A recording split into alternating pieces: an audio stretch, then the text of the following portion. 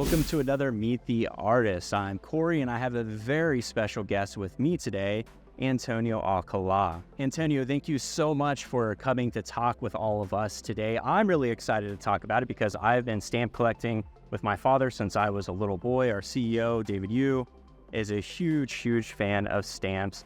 Obviously, we're going to be talking about a lot of different things. You have a lot of stamps on VeVe. We're going to be talking about the upcoming Bluegrass Stamps, in which you were the art director of, and you worked with Heather Mulder, who was the designer and illustrator. But before we dive into all of that, I want to talk a little bit about your history as an artist. Are you willing to do that with us today? Sure, I'd be happy to. I've read a lot about your history. I've read a lot of articles. I've watched some interviews. Yale graduate. You worked freelance after college for a little bit while, and then you started up Studio A. And I kind of want to circle back to Studio A. But first, I wanted to know, when did your passion for art begin? Was it always a part of you, or did that evolve while you were in college and beyond? Well, it was always a sort of something that I enjoyed doing, but I never seriously considered it as a profession or a professional route.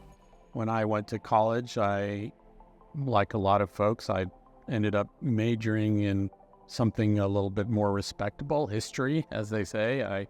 At the time, I thought I might go on to maybe law school afterwards. But when I was in my undergraduate, in my junior year, I was told about a calligraphy course that was being taught off campus. And I'd taught myself how to do some on my own with one of those home calligraphy kits. But I knew I didn't really know what I was doing. And this instructor of this course kindly allowed me to take it with a scholarship. And I ended up taking 2 of his classes, and from there, he in turn told me about a summer school class that Yale was offering, and I took that class. That teacher in turn told me about graphic design, which was something I had no idea even existed. So in my senior year of college, I took several graphic design classes and applied to graduate school, and actually got into graduate school. So I went straight from a history degree undergraduate to graduate school, getting an MFA in graphic design. That's wild. So you started off, with a focus on history. Whenever you discovered all the things you just mentioned, was it like a thing had just been awoken in you and you were like all in on art all of a sudden? And it was like a dramatic shift. What was that like emotionally? Like, obviously you were deep in college by the time that happened. Right. Sometimes I like to say it was as if I were a fish walking along the ground, and all of a sudden I found a puddle of water or a lake or a pond or whatnot. So as soon as I got into the subject matter and learned some of the very basics about it, I just loved it. And really, that's what I wanted to do. I knew it. And, so looking back at one's history, you see little bits and pieces of things that maybe directed you in that area or let you know that maybe that would be something you'd be interested in. But it wasn't until I took those classes, probably my senior year, that I knew I really enjoyed it. And so let's fast forward. We've kind of finished college, and now we're establishing Studio A. Can you tell me a little bit about that? I had worked for a year for a company called Time Life Books, which sort of went by the wayside. But then I started freelancing briefly for other designers in the area and realized that I enjoyed it and this was something that I could do more or less. And so I decided to start my own company. And then my wife ended up actually working for Time Life later after we met. And 10 years after that, once we had our second child, then she left Time Life Books and came to work at Studio A.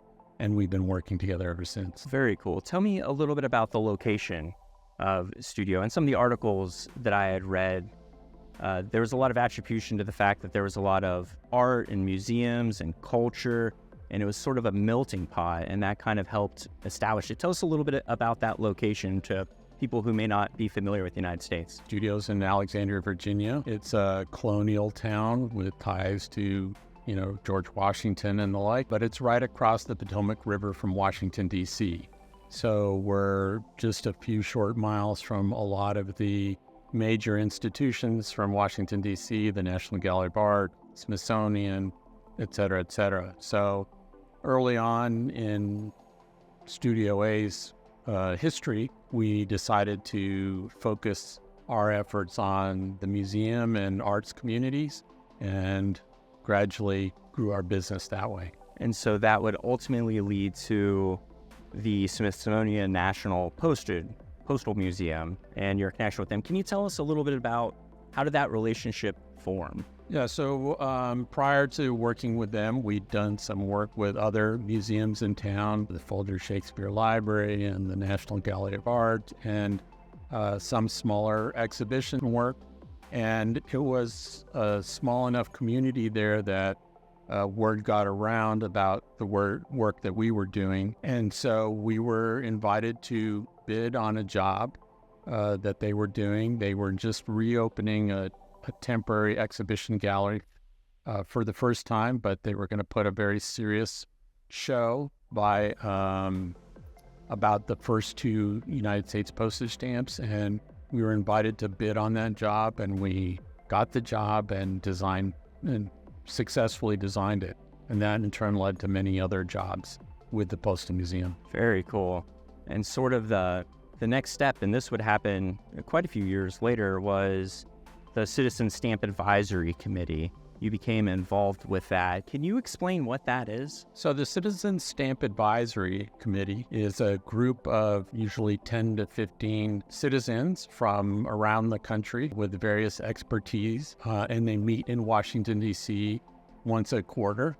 And among the things they do is they look at all the submissions that the public has sent in, ideas for what should be on a stamp, and then they vote on all of those to decide whether they want to keep it under consideration or whether, for whatever reasons, they decide it's not a subject that they're interested in doing as a stamp. And then another responsibility of the committee is they will look through this list of subject matter and decide in a particular year which subjects they want to have made into stamps. And so they look for a variety of different subject matters, from sports to history to entertainment, etc.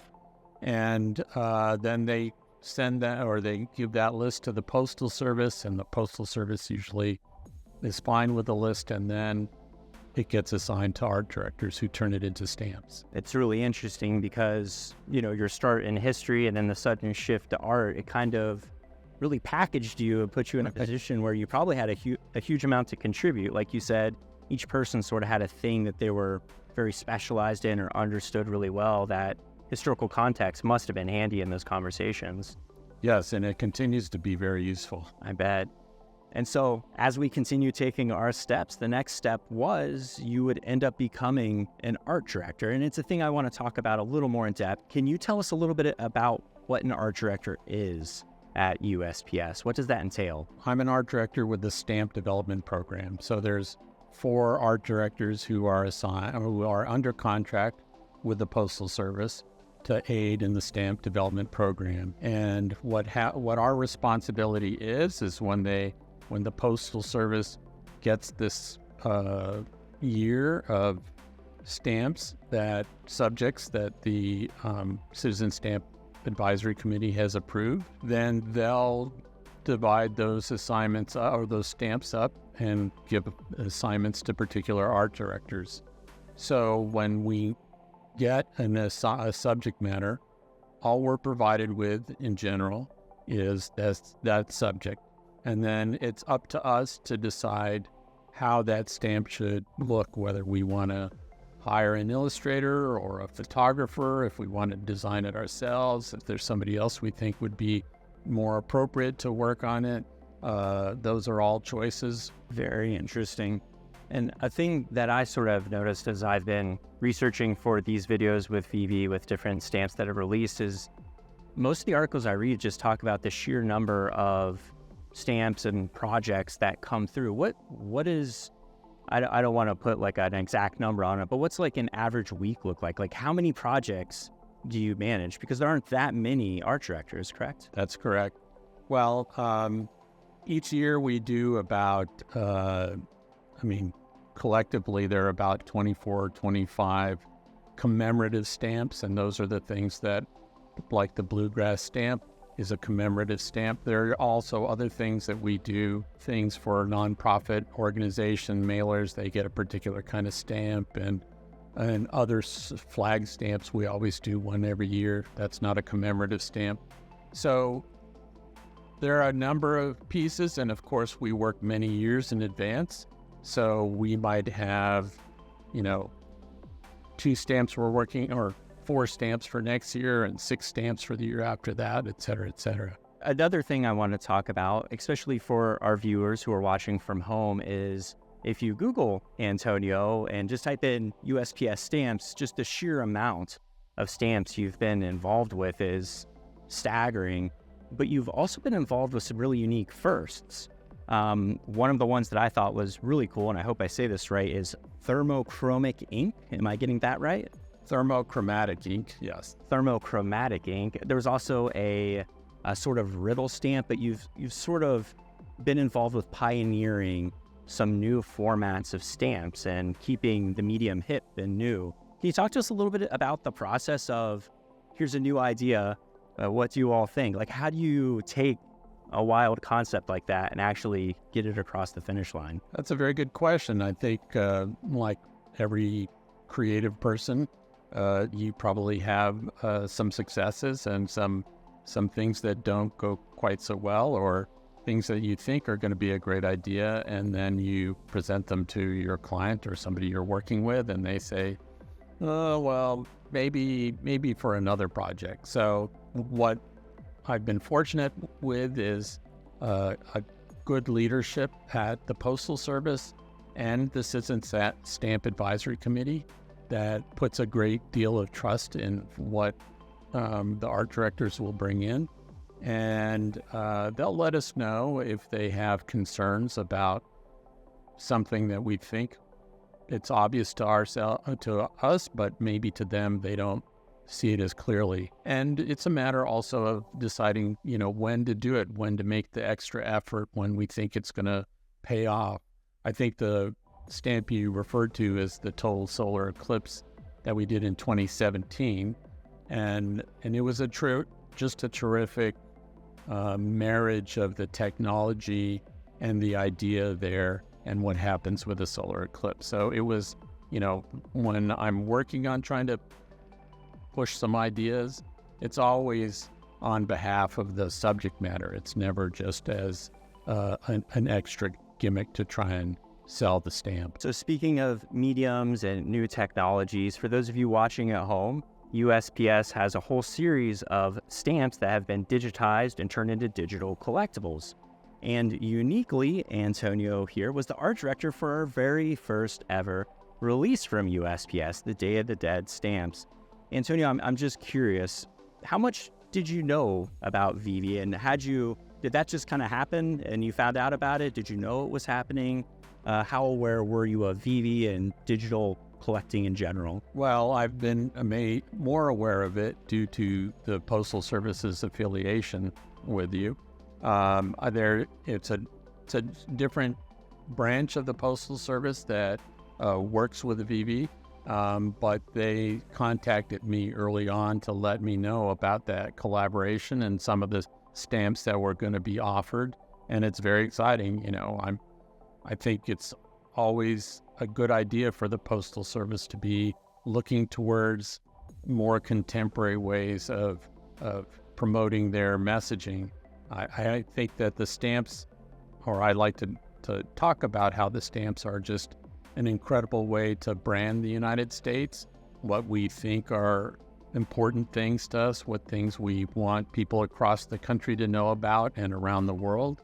So the opportunity to do a Day of the Dead stamp, which we had not done before, was terrific. And then to hear that it was going to be the first issuance from VeVe was just, icing on the cake. Beyond just the Day of the Dead, your name is attached to so many different stamps on VeVe. You actually have quite the fan group of stamp collectors, digital stamp collectors on VeVe who are very aware, because whenever we release stamps, we obviously release articles talking about who created the original stamp, the art directors, the illustrators, designers, and you're attached to so many. So I'm just going to read them off really quick, and we'll pop them up on the screen so everyone can see them. We've got the Lunar New Years, Earth Day, Holiday Elves, and then obviously the upcoming Bluegrass stamp art. There's one thing that's similar about all of these, and it is that they are stamps, but the concepts behind those stamps, the topics that they're covering, are exceptionally varied. What kind of research are you having to do? Because nothing's the same. Every stamp is completely unique. Every snapshot of history is unique.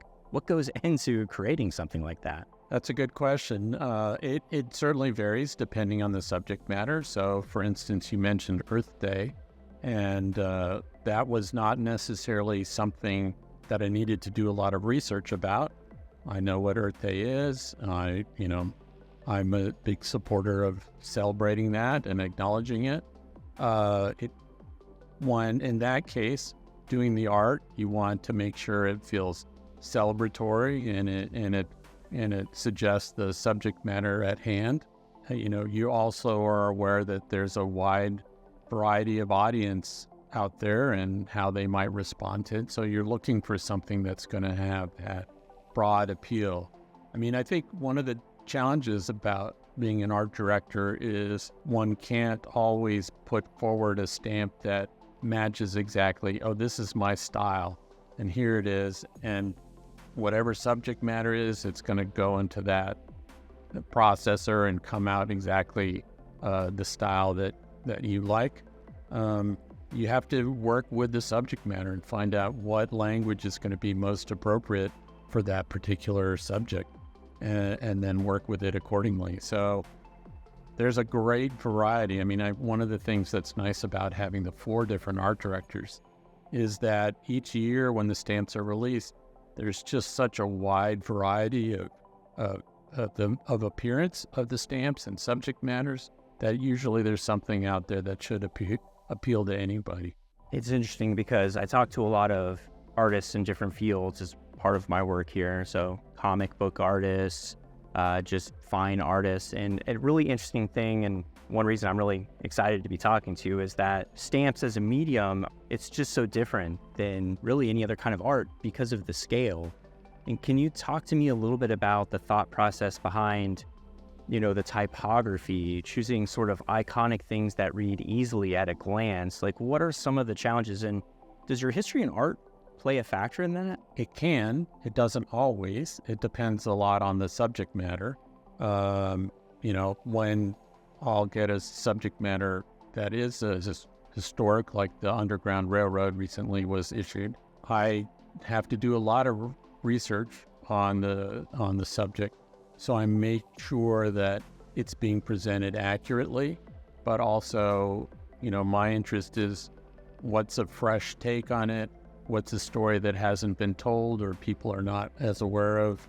How can we create a stamp that will resonate with the public? So in that case, yes, the background does make a difference. But doing it, in a 1-inch square, it's always a challenge. For artists, I've worked with a lot of professional artists who are skilled in, graphic novels and lots of other, paintings and murals and whatnot.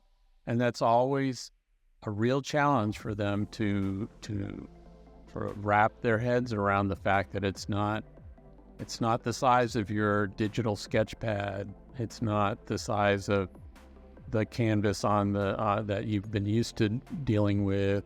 You've got to realize that it's coming down to 1 inch by 1 inch. And so some of the things that work at a larger scale are not going to work. I think with the recent Bluegrass stamp, the artist that I worked with at first had a lot of challenges realizing that the language that she was going to use that would be successful on a stamp had to be greatly simplified. This is a hard question to ask. I'm a father and we should never pick favorites. But If you had a favorite stamp that you were involved with the creation of, what was it? And would you like to see it on VeVe someday? The safe answer is that I have different stamps that I like for different reasons, right? So there's no one stamp that I can always point to as the favorite. We mentioned earlier the total solar eclipse stamp. That was great just because I think it was a perfect marriage of that technology and the stamp art. Recently this year, a new love stamp came out, and my youngest daughter is getting married this year, and she was able to use that stamp on her wedding invitation. So that becomes a favorite instantly for that reason.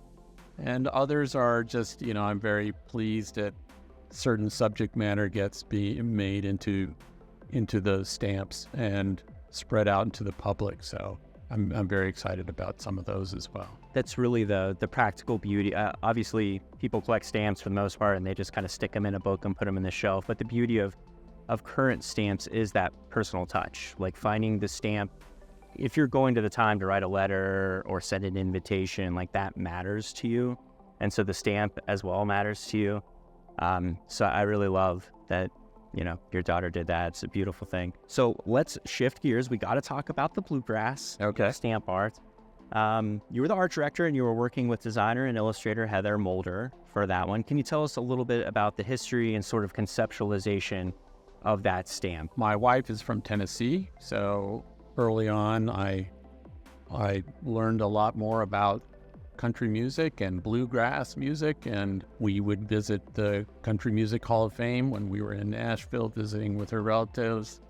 So I had a bit of an understanding of the subject matter, not a deep one, but the first step for me was trying to develop a little bit better understanding of that and looking to other sort of visual examples that people were producing. Of course, these would have been a lot of concert posters, a lot of announcements, record covers, and the like. And then what I saw was I wanted something that evoked bluegrass, but wasn't stereotypical of some of the things that people might associate with bluegrass. And one thing that I saw a lot of were these handbill-like posters for the different musicians that'd be performing in different locations, everywhere from, the Grand Ole Opry to, just the local community center. And I thought this might be an appropriate place to do letterpress or a woodblock print type of artwork. And back in 2013, a stamp was issued for the 150th anniversary of the Emancipation Proclamation, and it was done at Hatch Show Print in Nashville.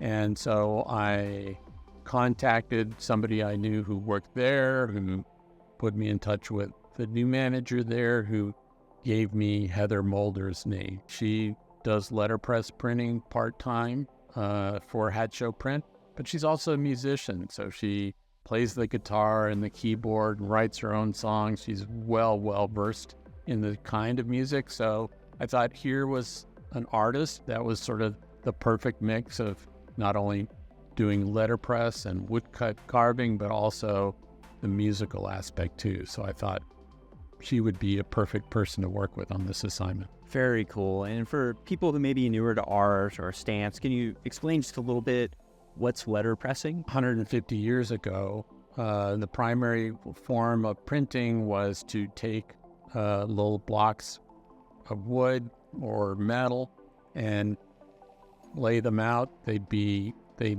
were backwards. They looked like backwards letter forms, but you'd put them in on a flat surface in a printing press, and you would roll ink across it, and then you'd put a piece of paper on it, and then it would get rolled over it.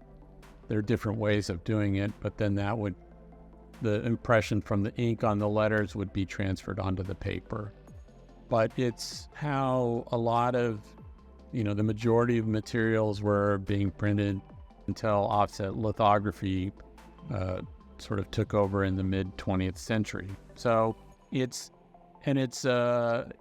tends to have more of a hand done feeling, a little bit more human. There's a little bit more variation in the way the ink is applied, and the way each print may be a little bit different than the previous one. It's got a little bit more of a human contact, I think, than some of the contemporary printing methods we have today. It's really interesting because it kind of mimics the subject matter in the sense that music is very human, and you could get two people to play the same sheet of music and it could sound totally different based on their individuality. So it's really, really interesting to think about it like that. And if there was one thing about this stamp, if you were showing it to someone, what would you point out that maybe a person just casually looking at it wouldn't notice? Is there an aspect of the art or the design that you felt was really, really interesting? Well, I think the thing that appeals to me the most is that everything on there is all done by hand. It's not picking a font and setting it on your computer and putting it on there. These were all things that were drawn on a wood block and then carved by hand backwards, and then inked up and run through the press several times to get the different colors and layers of ink on it. It was a very time-consuming process, but it does very much evoke sort of that vibe, if you will, for the bluegrass music. Whenever I was looking at your Earth Day stamps, it was maybe on your blog or just another website, but there was a whole series of concept pieces, as different ideas, there's different paints, different, just trying to figure out what is this going to be, what's going to read. How many different variations did you think this went through before it came out what we're seeing? This one we went through quite a number of them. I think early on, some of the early sketches had little Easter egg elements around that were alluding to different bluegrass songs or elements that you could find in a lot of bluegrass songs, and things about horses and trains and lanterns and all sorts of items. But we wanted to pursue that path, but it was too much for that stamp.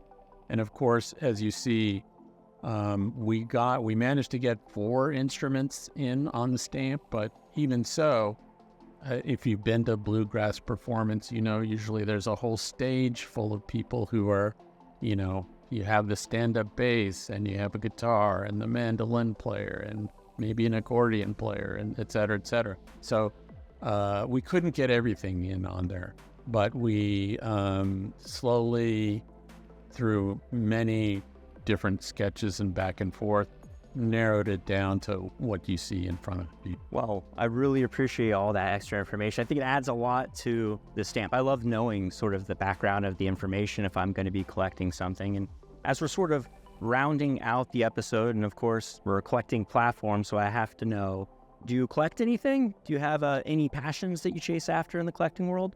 Well, I do. There are 2 things that I do collect. I haven't been as active recently as I had been. Number one is, for many years I collected stamps that featured hands, because I was intrigued by the number. Something that's so simple we have right here next to us, but how many different ways for many different countries that it's represented or used to suggest various ideas like care or sports or whatnot. I found that interesting. And then also I collect something that's called Cinderellas, which were like actual postage stamps, but never used as postage, mostly to promote various activities, trade fairs and whatnot. And there's some terrifically beautiful Cinderella stamps that were done in the 19th and 20th century, early 20th century. So I like to find those now and then. Sometimes you'll find a whole sheet of stamps promoting, some city up and coming back in the 1920s. So it's a lot of fun, and graphically, they're very beautiful. It's another thing that I just love about stamps is that initially it was like a form of tourism, right? It's how you let the rest of the world know. And if you look at those historic newspapers from that region, other sides of the world. We're talking about other sides of the world releasing stamps. And even back then, it was a collectible concept. If there was a misprint, people on the other side of the world, back before there were, forms of good travel, were still trying to get those stamps. It's always kind of captured our hearts. With that being said, do you have any final words you'd like to share with our collectors about stamps, art in general? First of all, so appreciative of those of you who are out there collecting not only my stamps, but those other stamps produced by the USPS and working with VeVe on your building your collection. I'm always excited about it. I love meeting people at different stamp events who tell me what their particular stamp passion is. Stamps are kind of an endless area to investigate in terms of subject matters and style of art and the way different countries like to represent themselves. It's an endless sort of hobby with lots of different facets that are great to get involved in. I'm excited the more we can get younger collectors involved, as well as some of our more traditional collectors. I think it's fantastic. I really love that. And it's interesting, as a lot of the new people that have started collecting on VeVe have transitioned to becoming physical collectors. It's been one of the really interesting things about this experiment that was once VeVe, is that's just the number of people that have made that switch. And so I won't be surprised if the Google searches for Cinderella stamps and increase. With all that being said, thank you so much for taking the time to come talk to us today, Antonio. Hopefully we can have you back on at some point, because you're so prolific. I'm sure you're going to release more stamps on VeVe. Well, it was my pleasure. Thanks for having me. For everyone at home watching, did I miss anything? Should I ask any important questions to Antonio? Let us know down in the comments. And until the next video, best of luck out there and happy collecting.